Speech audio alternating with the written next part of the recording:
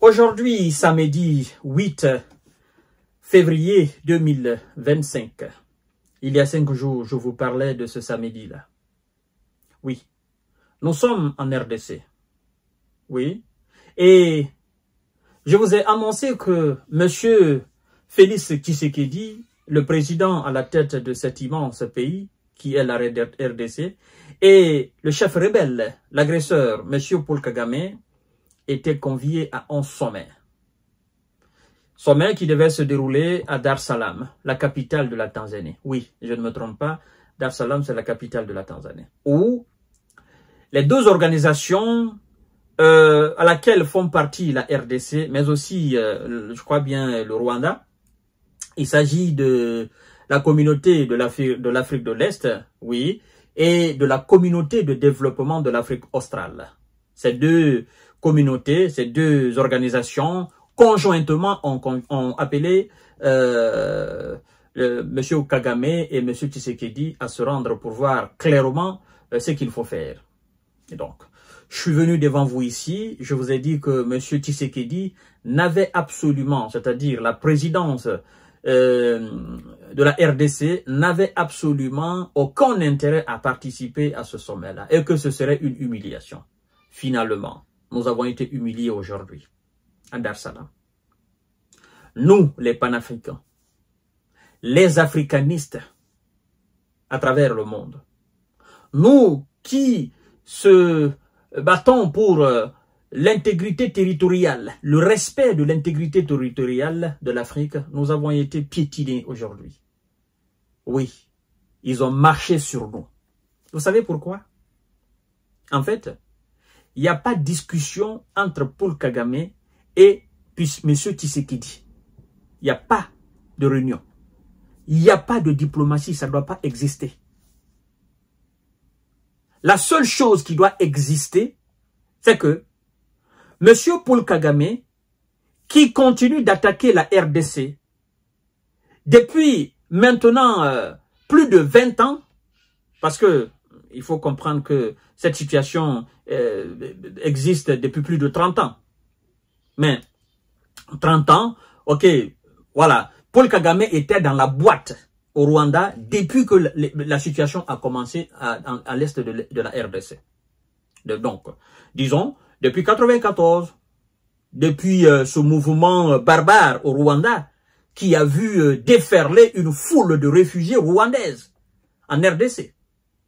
Et depuis cela, le malheur de la RDC a commencé. Avec l'avènement de M. Kabila aussi, hein, qui est, comme on le dit, d'origine rwandaise, qui a créé cette infiltration massive de l'administration congolaise et qui fait aujourd'hui que le Congo a du mal à se débarrasser de ces infiltrés parce que on ne sait pas qui est infiltré, qui ne l'est pas. Donc, toutes ces conditions ont été créées effectivement pour avoir la même mise sur le Congo. Et donc, il ne doit pas y avoir de diplomatie entre la RDC et M. Paul Kagame. Ce rapport de force, le Congo devrait être en mesure d'apporter cela. Et après, parce que je ne sais pas si vous comprenez, en fait, ce n'est pas deux nations qui s'affrontent. Et il faut qu'on fasse très attention. Ce n'est pas deux nations. Le Congo n'est pas opposé à la RDC militairement. Il n'y a pas un affrontement entre les deux. Le Congo est agressé par le Rwanda. Non. Le Congo, la RDC, la République démocratique de Congo, a toujours été agressée par le Rwanda. Donc, nous avons un agressé et un agresseur. Vous comprenez? Donc, on ne doit pas appeler, on ne doit pas dire, on appelle les deux belligérants. Non, il n'y a pas deux belligérants. Il y a quelqu'un qui tape sur l'autre. Si les deux se tapaient sur un terrain neutre, on pouvait dire les deux belligérants. Mais là, il n'y a pas deux belligérants. Il y a un rebelle qui attaque un pays paisible, des populations paisibles. Donc, si on doit faire quelque chose contre quelqu'un, c'est contre l'agresseur, ce rebelle-là. Mais, M. Tshisekedi, qui nous a parlé d'une réponse rigoureuse, et jusqu'à présent, on n'a pas cette réponse. Il faut qu'on se regarde dans les yeux et qu'on se dise la vérité. Maintenant, qu'est-ce qui se passe? En gros, qu'est-ce qui se passe? Qu'est-ce qui s'est passé aujourd'hui à ce sommet? Après les condamnations, qu'est-ce qui se passe? Les deux communautés, non, communauté de l'Afrique de l'Est et communauté de développement de l'Afrique australe, ces deux organisations conjointement ont demandé aux patrons des différentes armées de ces différents pays qui constituent ces deux organisations régionales de se réunir dans les 5 jours à venir et de fournir des directives d'un cessez-le-feu immédiat sans conditionnel. C'est le résumé.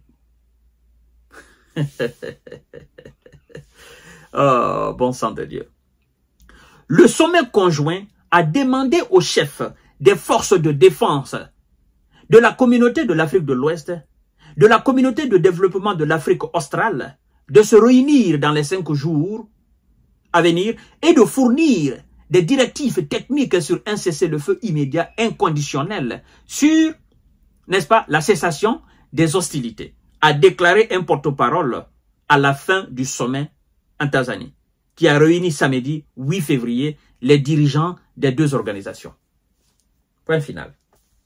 Alors, M. Tshisekedi, vous sortez là avec quel honneur? Le fait d'accepter cette invitation, vous vous êtes fait humilier. Et vous avez humilié la partie saine du peuple congolais qui a voulu que ce soit, n'est-ce pas, une réponse militaire aussi. Parce que croyez-moi, même si, non, le fait d'abord que M. Kagame se soit déplacé pour aller à ce sommet, c'est une victoire pour Kagame. Victoire psychologique. Vous comprenez? Donc psychologiquement, M. Tshisekedi a été battu. Donc, même si M. Kagame venait à donner aujourd'hui l'ordre à ces éléments de se retirer de la RDC, ce serait une victoire immense encore pour le Rwanda. Psychologiquement, le Rwanda gagne. Parce que le Rwanda se dit, il a suffi que les gens interviennent pour que j'ai eu pitié de vous. Et vous déconnez, je les envoie encore demain. Il a fallu que les gens parlent pour que je retire mes hommes de là. J'ai écouté ces gens-là. Sinon, j'aurais continué jusqu'à Kinshasa. C'est une humiliation totale. Paul Kagame a déjà gagné sur Tshisekedi. Ouais. La meilleure, n'est-ce pas, formule serait que M. Tshisekedi militairement repousse tous les rebelles et les forces rwandaises de l'ensemble du territoire congolais, aillent jusqu'à la frontière rwandaise, prennent des villes, des villages là. Et dans ce cas de figure, dans cette bataille maintenant de contrôle des différentes frontières, l'organisation ou les organisations auxquelles appartiennent ces deux nations, on pouvait parler de diplomatie pour un cessez-le-feu. Mais ça n'a pas été le cas. Aujourd'hui, M. Paul Kagame est allé à ce sommet dans une position de force. Et il sort aussi de ce sommet dans une position de force. Et donc, même si Paul Kagame venait accepter maintenant, n'est-ce pas, parce qu'il est appelé aussi par les États de l'Union européenne, mais la diplomatie aussi américaine, voilà, parce que ces organisations, Union européenne, machin, se voient aujourd'hui dans une position vraiment pas agréable. Hein? Eux qui ont condamné la Russie et qui ont sanctionné la Russie, et aujourd'hui nous avons un agresseur aussi qui n'est pas sanctionné, mais qui est tout simplement condamné. Bon, on voit le double standard, c'est-à-dire le 2 poids 2 mesures là. Pour nous autres, on se dit, ben écoutez, vous avez dit que la Russie a agressé, mais là, vous avez un partenaire qui agresse, vous vous contentez tout simplement de condamnation, et puis il n'y a pas de sanction. Donc, ces organisations au niveau européen et américain sont aujourd'hui dans un dilemme de choix. Donc, ils appellent Paul Kagame, gars, il faut arrêter, c'est bon, tu vois. Le gars, ce sommet-là aussi, il se dit, bon, ça va, je retire mes gars, c'est tout. Et puis le Congo reste humilié éternellement. C'est ça. Les enfants congolais, les petits-enfants, les Rwandais leur diront toujours, bah, écoutez, il a fallu que l'organisation nous conseille pour qu'on vous reste, on vous redonne vos territoires. Sinon, on serait parti jusqu'à Kinshasa. on aurait occupé tout l'Est de la RDC. Mais puisque nous évoluons dans un monde aussi organisé, on ne peut pas refuser, n'est-ce pas, les conseils de tout le monde. Parce que si on le fait, ces gens-là aussi vont nous lâcher. Donc on a du respect pour eux, ils ont du respect pour nous. N'eût été ces conseils, n'eût été ces appellations, n'est-ce pas, à travers le monde entier, on serait encore sur le territoire.